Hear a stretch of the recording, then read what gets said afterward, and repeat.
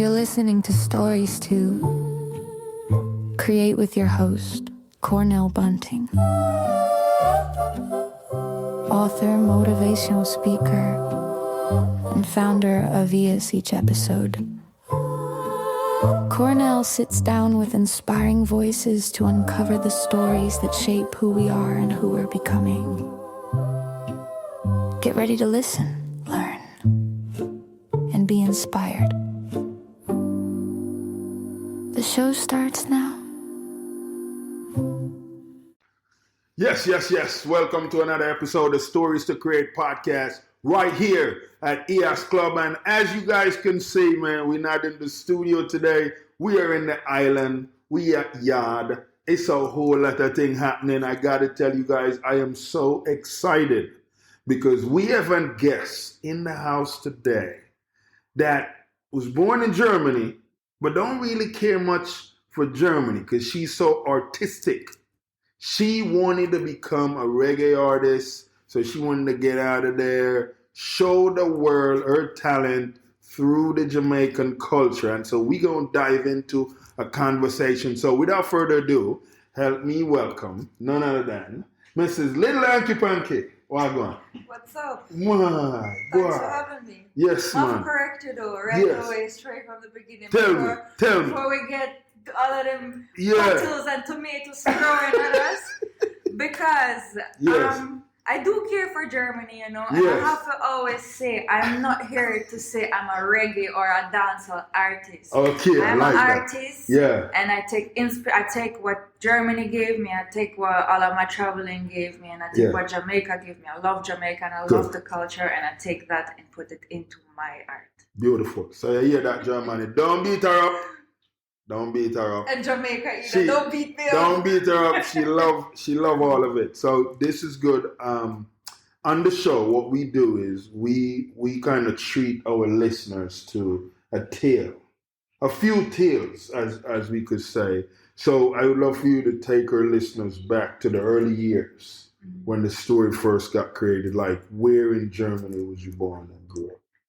So funny enough, I was born in Hannover, Germany. What? So when I say I'm from Hannover, and Jamaicans look at me like, go on. From here, like which Hannover? Yeah. But I was born in Hannover, Germany. Okay. My parents are not really German, so sometimes it's interesting because people will be like, "Oh, you're German." I hear your German accent, and then I tell them that my origins are actually Eastern Europe, like Russia, and Georgia, Poland, like Israel. I have all of that mixed up in me. Wow. So and then people will be like, "Oh, I hear your Russian accent," so it's like holy but things are going. So when you say that, you can speak Russian as well. Yes. That's serious, man. That's serious.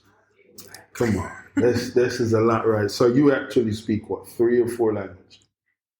Well, if you count patois, zimi, you could say 4, but I don't want to take it too far here, you know, throw the ball too far. But yeah, I mean, I've been here for a good 6 years, and I catch up on the language quick, you know. Okay, so what was school like? Like, you know, you started in, because you say the school system is a little different as far as setup-wise. Yeah, because people ask me, so, you know, you go in college, you go in high school.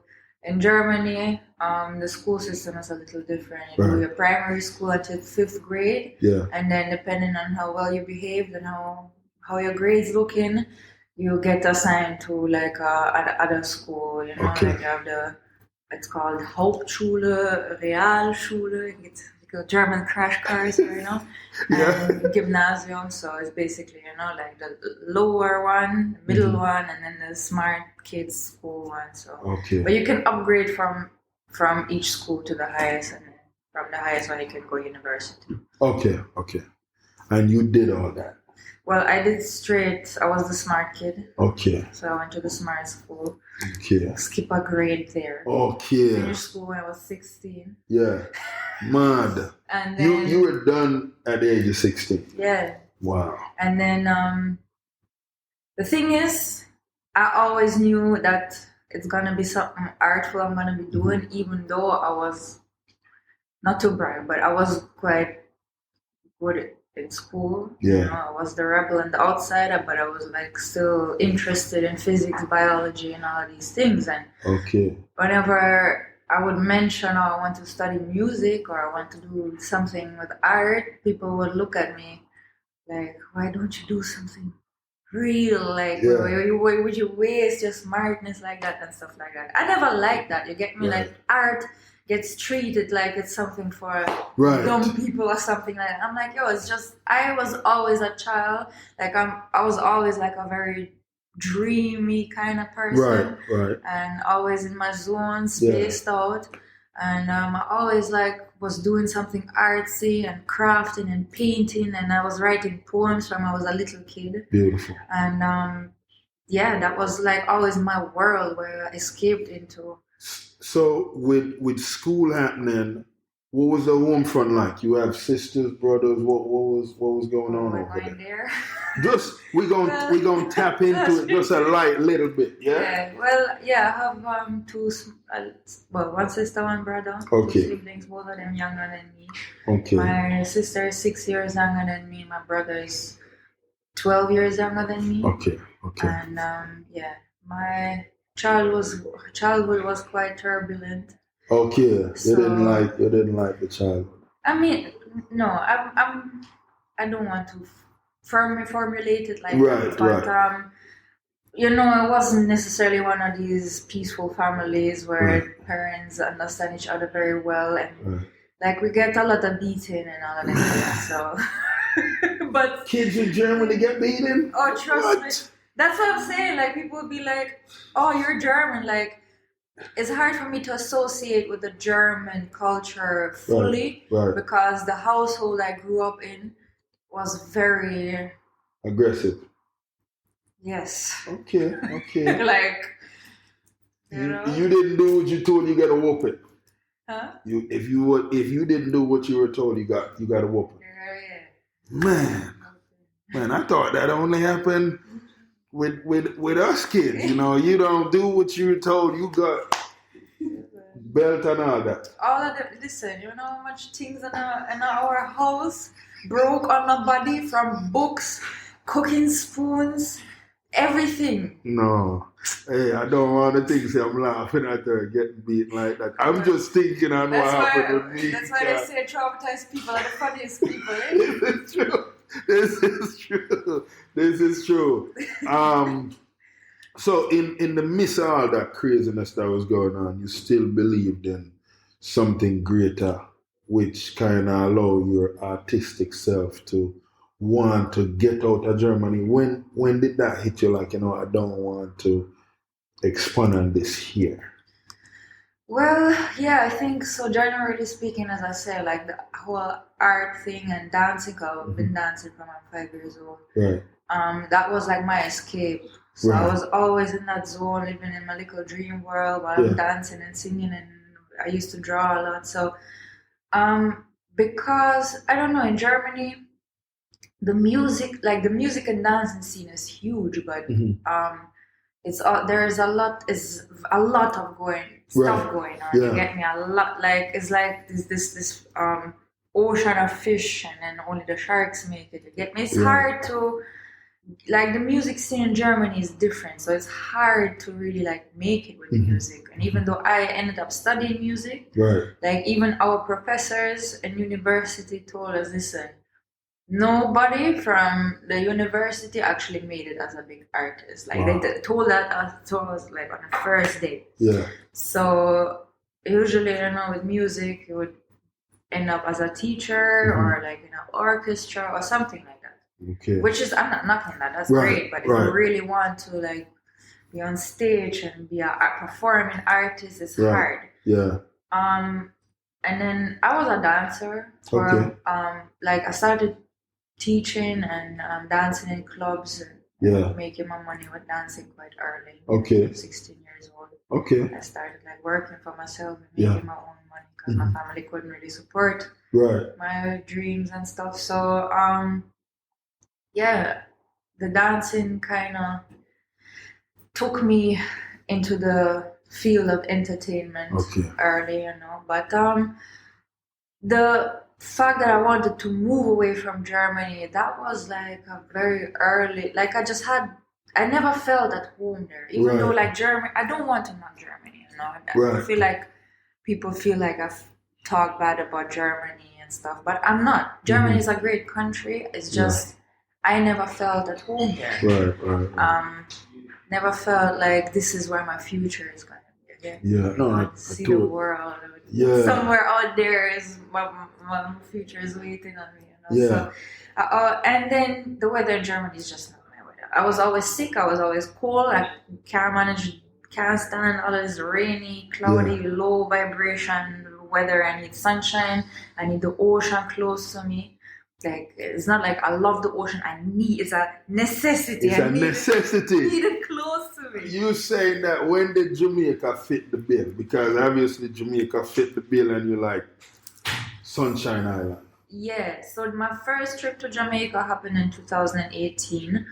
And I feel like a lot of Jamaicans underestimate the influence this culture has in the world, because you hear that? Dancehall and reggae scene in Europe in general, but also in Germany, is huge. They have all these bashment parties, dancehall queen competition.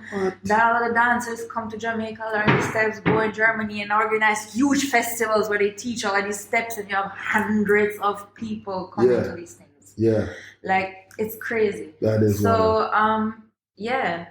Germany, because I was dancing from 5 years old. My dancing school also introduced dancehall classes at some point. And we get straight to my story where I got my name Hanky Panky. Because when they started the dancehall class there, my dance teacher, also a Russian girl by the way, she, and mind you, I'm a punk head, right? I used to be this super, like, ripped jeans, leather jacket, long hair. You like the punk rock girl, I don't know, can I cuss on this show? Yeah. Fuck the system kind of vibes, you get me? So she did it. So anyways, that was me, but also I had this side of, dancing and sexiness and so on. So I walk into this dancehall class and my teacher's like, okay, what's your name? Lilie? No, you don't look like a Lilie. You look like a Hanky Panky. Wow. So that day was like, the name just stuck with me. Hanky Panky was born. Hanky Panky it was, yes. That's so dope. It wasn't even a choice. It's like my government name now. Yeah. So when all that was flying in, which reggae artist would you say was the first reggae artist you heard and they just grab your attention? All right, funny story. And that actually has less to do with the dancing, but there is, I don't know if you guys are familiar with Gorillaz. It's like a band. And, Yeah, they had a song with Popcorn. Yes. When I heard that, I was like, what?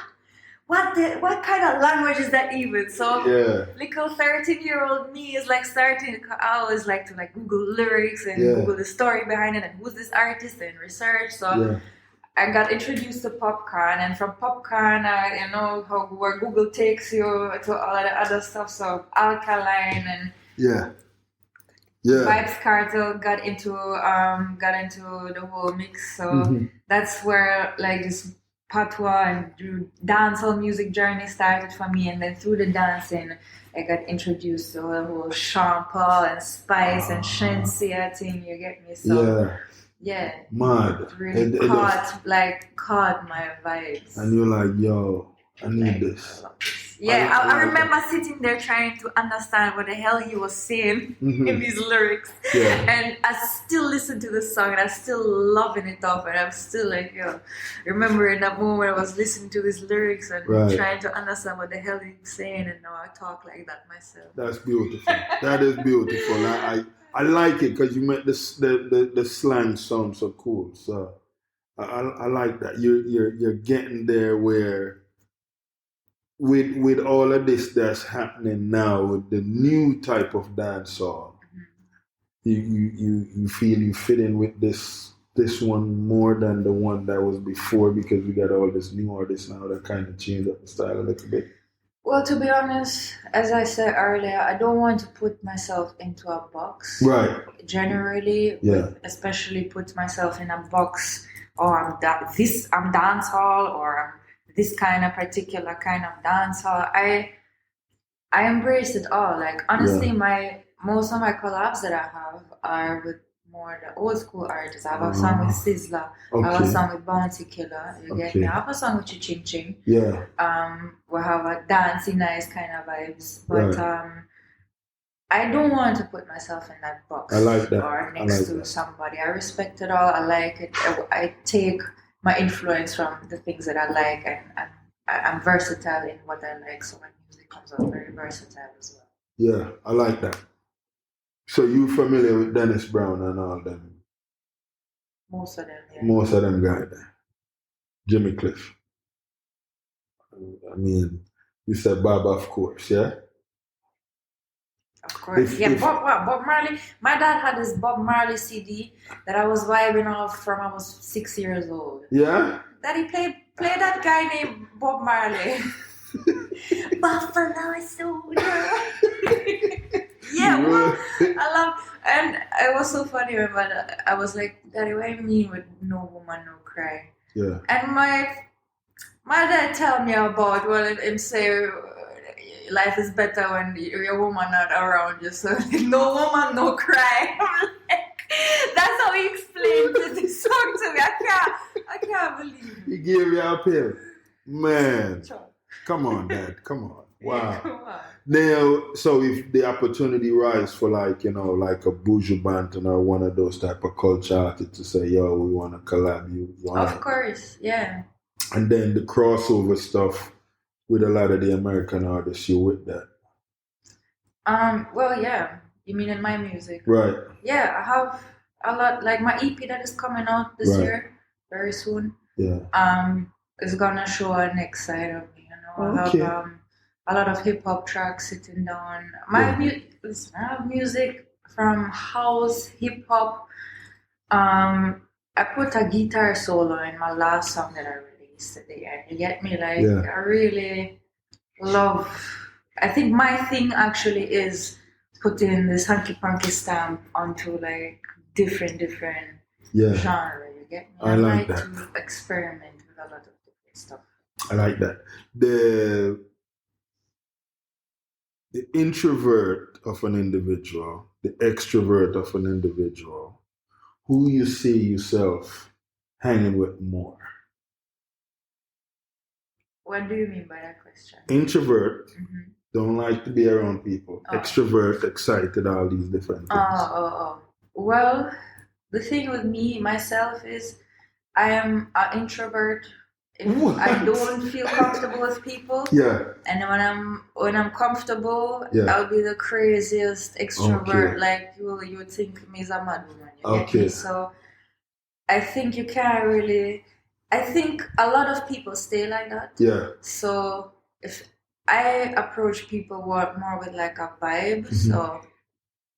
If somebody's been an introvert with me, I feel like, okay, maybe they're not exactly comfortable, or maybe I'm not their vibe. So it's really hard. I don't judge a book by its cover. Right. Like, with people, you have to it's a vibe, it's an energy. It's a vibe, yeah, man. That's for real. I'm not, generally speaking, I'm not really... I'm not the loving to socialize and go out every night kind of type of person. And even when we go out, I'm more...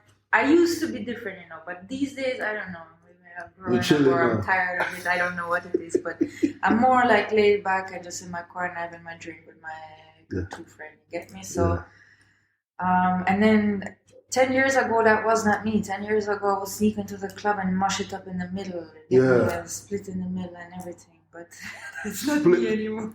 Now, because I heard you said earlier, like, you've danced in the club. Now, is that like the stripper dance where you on the pole and all that stuff? So Germany has a lot of... In Germany, we have go-go dancing and strip dancing are not the same, right? So in Germany, you have the big clubs where you have entertainment dancers and you're gonna dress up sexy, and you have themed parties, like for example, I'll say 90s party or 2000s party, and then we're gonna get 5 girls, one dress up like Kylie Minogue, one dress up like Christina Aguilera, a guy dress up like Eminem, then put them in these huge cages and we're gonna dance and stuff like that. This is what we have, a lot of this show kind of vibes, you get me? So I used to do it all though.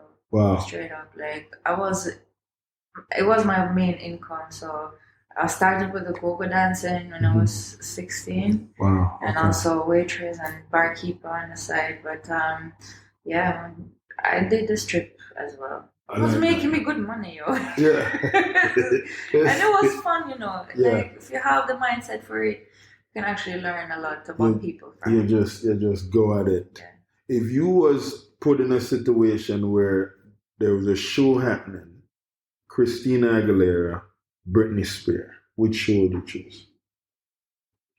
Oh my God, that's unfair. What? Britney, what? You only can choose one though. You can only go to one. I think I'm going with Britney. You're going with Britney. Yeah. It's Britney, bitch. Really. I mean, Christina Aguilera is a legend too, but you have to see Britney. Okay. All right. I like that. Now we dive into the reggae world. Sizzla, Bob Marley.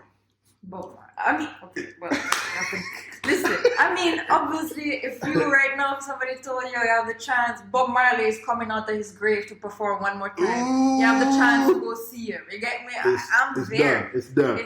It's not even a question. Anybody else putting on a show the same time? Yeah, but I know, Sizzla is a different kind of individual to it. You know? I got the honor to experience him in the studio when I was recording the song. Before we recorded the song, he was there for like I don't know how long, vibing through all types of rhythms, just freestyle on it. Like that flow different, you get me? So it's really impressive to get to watch people like him create and stuff. So I'm really extremely grateful for that opportunity and stuff. So obviously Sizzla, big up Sizzla. Yes. When you hear a beat, to put music to that beat, can you spit off the top of your head, or you have to write a few things down? Okay, well, I'm not really the freestyler kind of person to say that, but I will. The thing is with me, a beat can catch me right away. Yeah. And I'll have like a line will pop in my head. Yeah. And then it just comes. But more time, I rather get into a zone. I'll take the beat home, and then I'll get into a zone where that free flow can happen. You get me? So I'm not necessarily somebody who can just sit anywhere and just off the top. I need this aura around me from myself. Okay. I like that. With the Afrobeats, and I'm trying to think of the name of the English style of rap or whatever that is. It's on the top of my head, but I can't think of it. Which would you go with if a collaboration had presented itself? Afrobeat or UK drill? Drill, yeah. Oh wow, you're asking interesting questions. I mean, I don't really speak UK. Right. You get me? Like I love UK drill. Right. You get me? Like I love the British accent in music. Yeah. I don't know. I think again it depends on the vibe. If the vibe of that particular Afrobeat song catch me more than the UK one, I'll go with it. If the UK one catch me more, it depends. Really, I love it both. So you were very open right now. I like that. The way society is right now, You know, because of course, coming to Jamaica, you know, embracing what that culture is. Did you ever feel a culture shock when you made that move, or what was that feel when you made that move? Yeah, culture shock.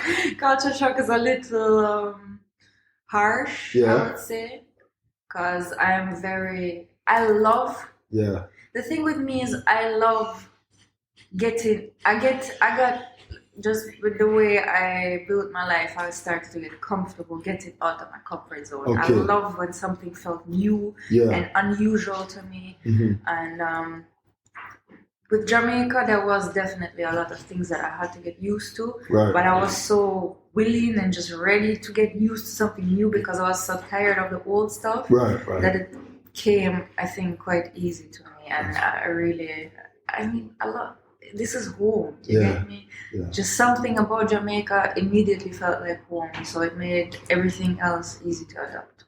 So when a lot of people hear about Jamaica, you know, the food pop in their head, like, you know, all these different type of food that people can't wait to try. Mm-hmm. What's the one food that you can't live without every week?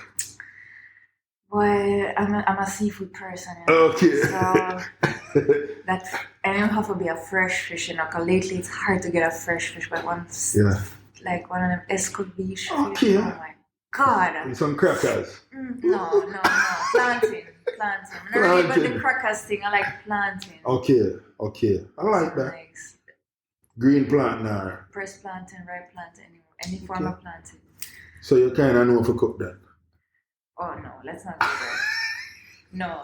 That's how I'm the one who's eating. Yeah. Yeah. I mean, I can do a thing. Yeah. I'm not gonna starve to death. Yeah. So nobody now cook for me. Yeah. I wouldn't consider myself a big chef. Yeah. Like I'll make an omelette or a salad. Right. Yeah. But I did make ackee and saltfish before though, and it came out quite decent. So. Ooh, you did that. But that was years ago. Oh. But I'll have to look up the recipe again before. Okay. It was fresh ackee. I had to peel it myself and everything too. Okay. Take off the little head them and all them things. Make sure I take out the poisonous stuff so nobody dies. That's good. I like the mindfulness of how you are and being considerate. You know, I want to make sure I'm trying my food and a good afterwards. Yeah.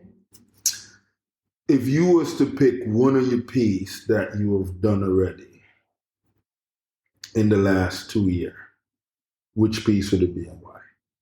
Like songs? Yeah. To perform? Yeah, we could do that. Which piece would I pick to perform?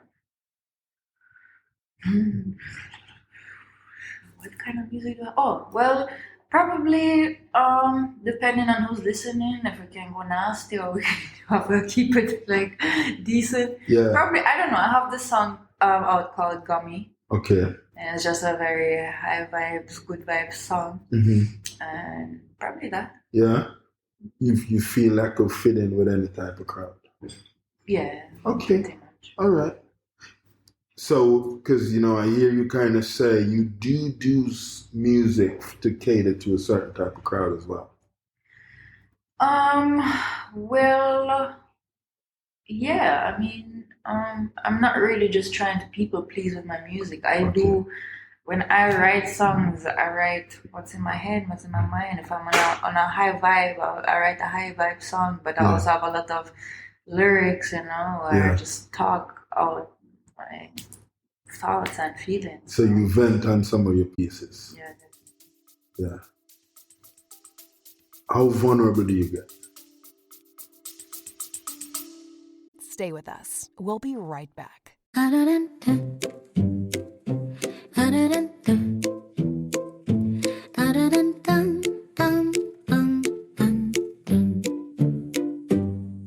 Every young person carries a story of hope, of struggle, of dreams waiting to rise.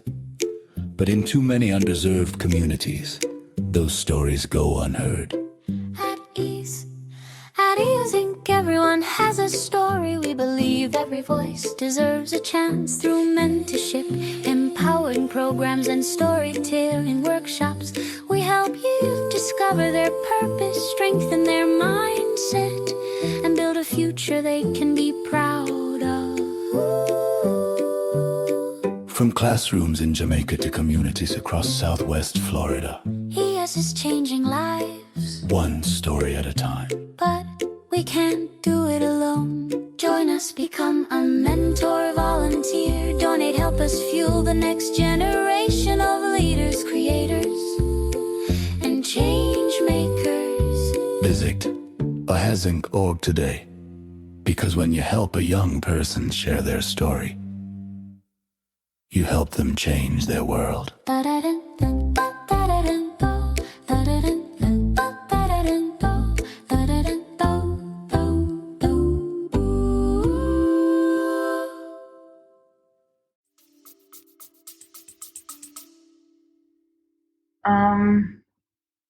I can get very vulnerable. Yeah. If you was to tell me of a male artist right now that you listen to when you go into the gym that get you pump up to burn 300 calories in about 10 minutes, who would that be? Well, I probably would listen to some punk Punk rock, yeah. or some house or something. No, I mean, I listen to a lot of hip hop. Yeah. I like the whole Drake and I listen to a lot of music. When you said Drake, are you messing with the beef right now that's happening? Listen, this is it just me, or is this year World War II in music? I know. It's, like generally, I haven't seen that type of beefing in music in general in a good while. Like in a minute.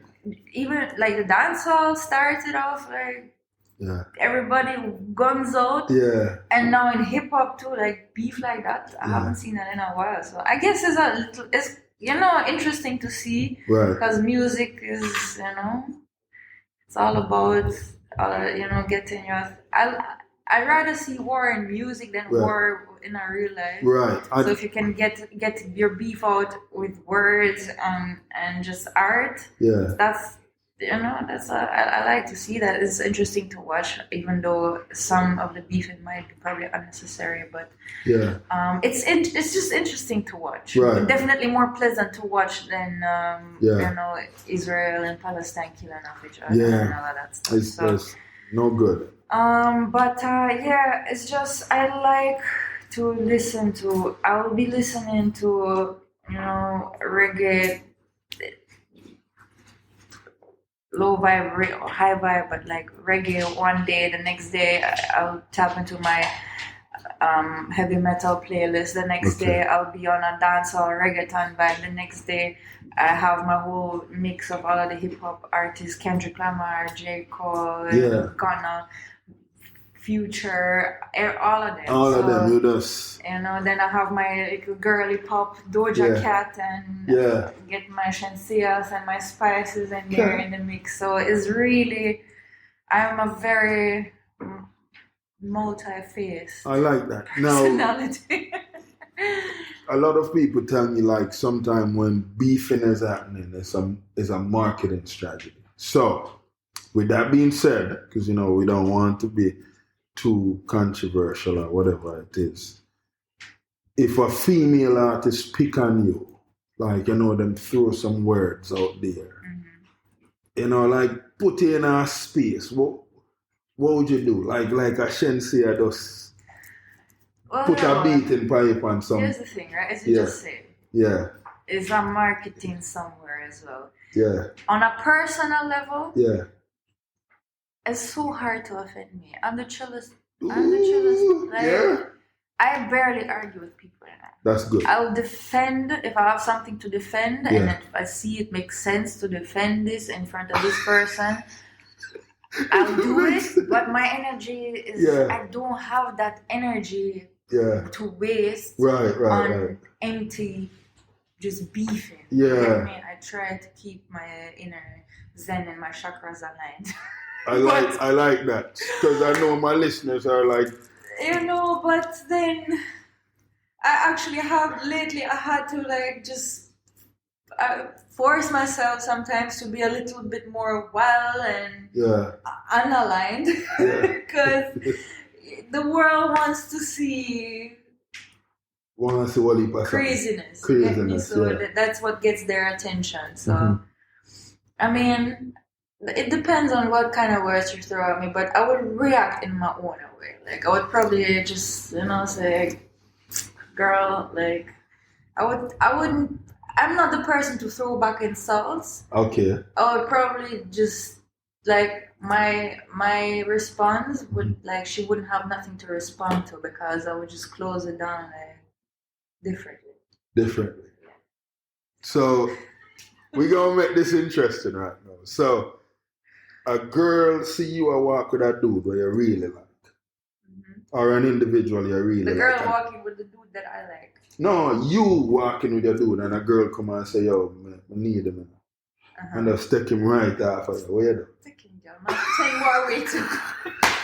It's yours. Just go on, have fun. Bring it back when you're done. Just like that. Hey, share the scare. It's alright. Yo. Just like that. I like that. I like the vibe there. And then if the dude I go with her, he's not me. He's not for me. He's not for you, isn't it? So it's not worth. Yeah, kind of beefing about a dude. Come on, we have bigger things to beef about. Give me something. Come, give me something more like. I know it's a different thing when they're tapping into messing with your money. That's a whole different thing. Oh yeah, bitch, don't mess with my money. Ooh! I mean, even money, honestly, money is just money. Right. It comes and goes. I generally would try to not put myself in a position where somebody can mess with my money in the first place. Right. I like that. So, no, because you have a circle, you have a team. Yeah, and I don't trust people easily, but I'm quite happy with the little circle that I have right now. That's good. I pick up my manager and, my little 2-3 friends that I have around right now. Yeah, man, you can. Mean a lot to me. That's good. That's good. Because, I mean, you have people that's really cheering for you. And, because I have a good circle of people cheering for me, but like the people who really got my back and like are there for me every day and just believe into me in a different level. Yeah, that's really the most. Like cheering people, you have people cheering for you, but when you down low, they're not gonna be there to pick you up. Right. You get me? So that's a different thing. I know my listeners have questions, and we haven't heard about the family like that a certain way, and I don't necessarily want to tap into it, but conversations with mom or dad. Well, my dad is not present anymore. He left. Okay. I talked to my mom. Okay. We had a break. My family is it kind of fell apart. My sister gone do her own thing now. My little brother living with my mom, so them doing them do. Okay. And you just check in to see everybody all right. Well, I want to sort them out because my family never been well off.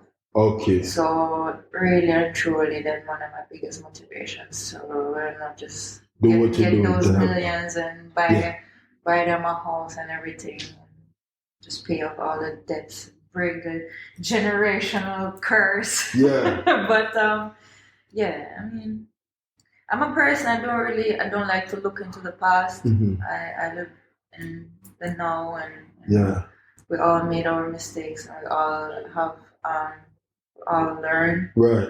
And I feel like a lot of people can't keep their past or the past with certain people behind. But for me, it's really like I mean, yeah, the childhood is one thing, the youth is one thing, but even parents are still people who had their own, issues, maybe never sorted out and stuff, and now they have kids to take care of, and they don't even really. It's parents are just we look at parents as these individuals who have to be perfect. Right. Otherwise, you're not a good parent. But we have to just learn that we're all humans. So, Right. Just forget the past, or not forget it, but just leave it behind. Like close that chapter. Yeah. I like the way you look at a lot of what that look like. We have a system in place right now where we have different individuals that are in charge of making decisions. When it comes to like how the structure and look for you to succeed, you agree with a lot of what that structure and look like that's in place for especially an artistic individual like yourself that has to generate a certain amount to be okay?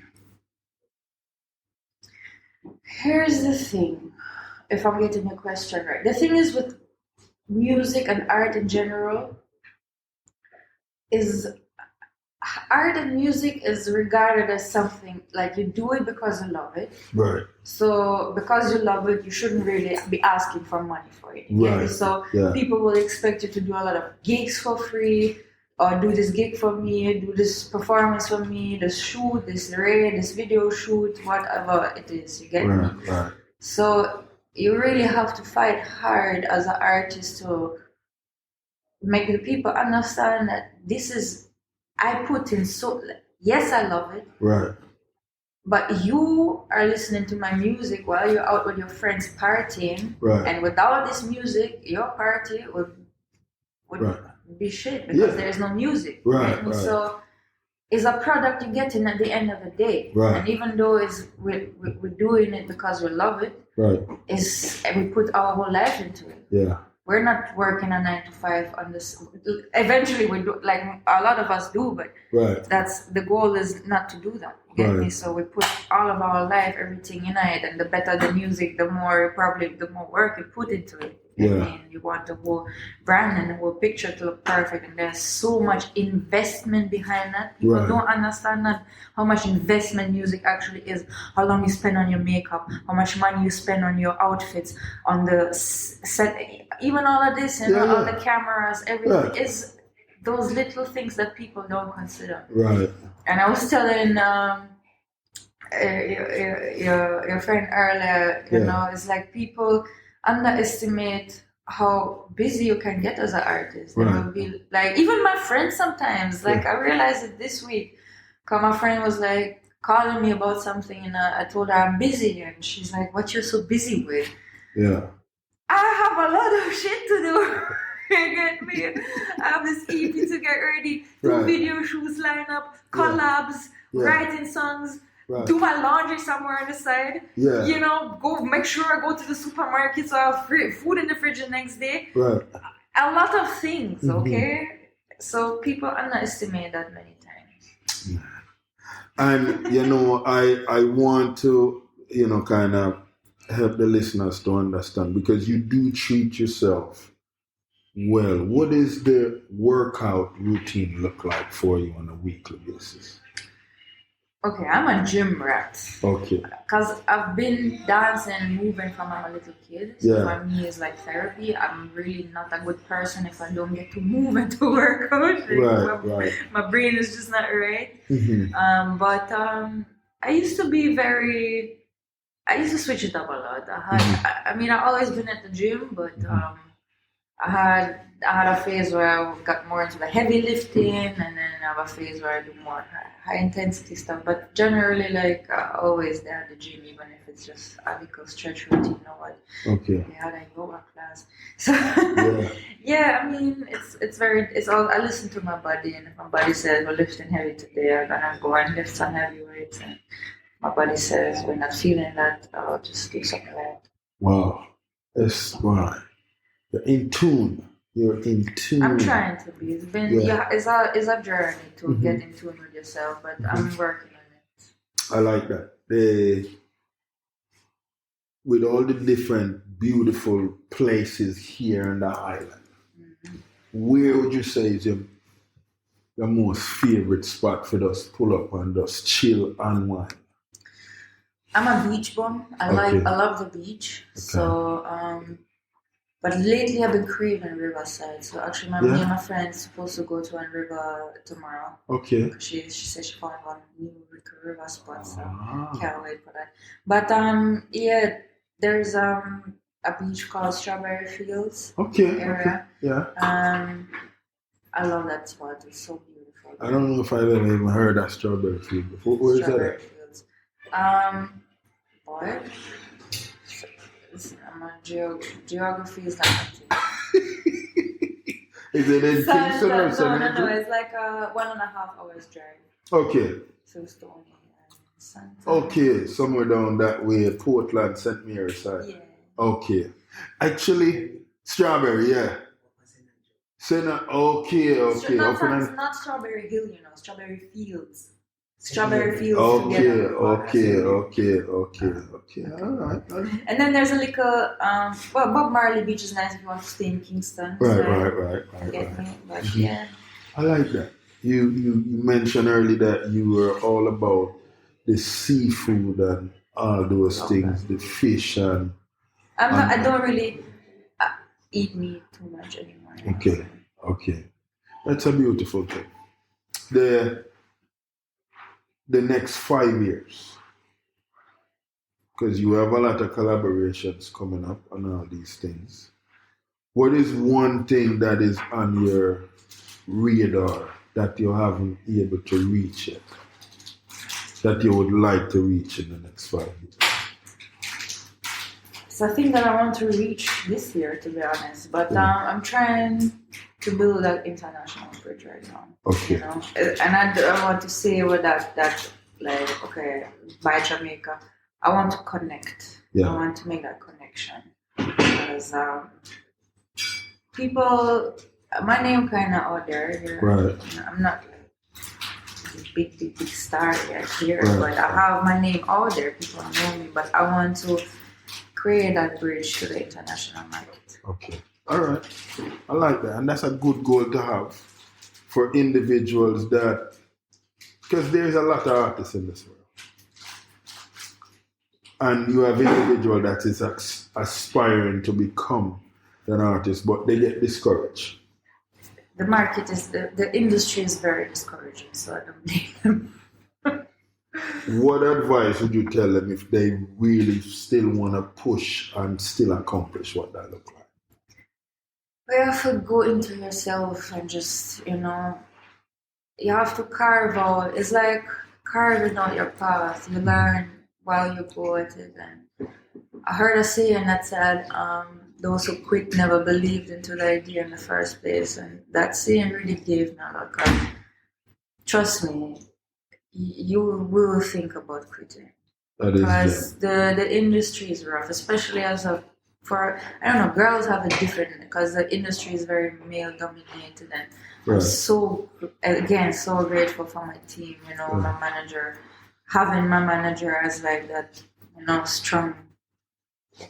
Please talk to this guy for me. And obviously him investing in all of this, in everything right now. So, but the advice is just know what you want, know how much you want it, and just keep at it and don't listen to the noise, I guess. Because there's so much noise and everybody has an opinion. Right. Everybody's gonna tell, like, you have one person telling you the exact opposite of what the next person told you the day before, and you'll get so confused, and you just have to just keep doing you. Yeah, keep doing you. People want to plug in with you. How can they find you? Once you Google Lil Hanky Panky, you will find me. Trust me. Yeah. I was actually very surprised. Lil Hanky Panky. But yeah, my IG, same thing, LILHANKYPANKY. And then I have my music and my videos out on YouTube and all other platforms. So yeah, I'm easy to find. This is dope, man. We had a dope conversation. You guys heard all the different tales that was created right here at EAS Club. Lil Hanky Panky, it was a pleasure. It was amazing. Thank you. Yeah, man. This was a vibe. Not the usual questions you get. No. We have to change up thing, you know. We have to do a thing different, because we're different, yeah? Grateful. Yes, man. We're awesome, man. So listen, until our next episode where we have another colorful, decorated guest right here in EAS Club. Thank you. Yeah, man. That was beautiful.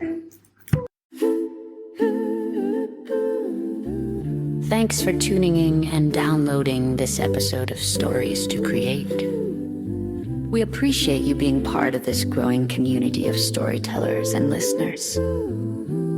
If today's conversation inspired you, please share the show with friends, family, or anyone who could use a little motivation in their journey. A special thank you to our sponsors, EHAS Organization, Cornell Bunting LLC, and Nostril Cheese Chase for supporting the mission and making this podcast possible. To learn more about our work, upcoming projects, and how you can get involved, be sure to visit www.hisandgorge and www.cornellbunting.com. Until next time, keep creating, keep growing, and remember, your story has power.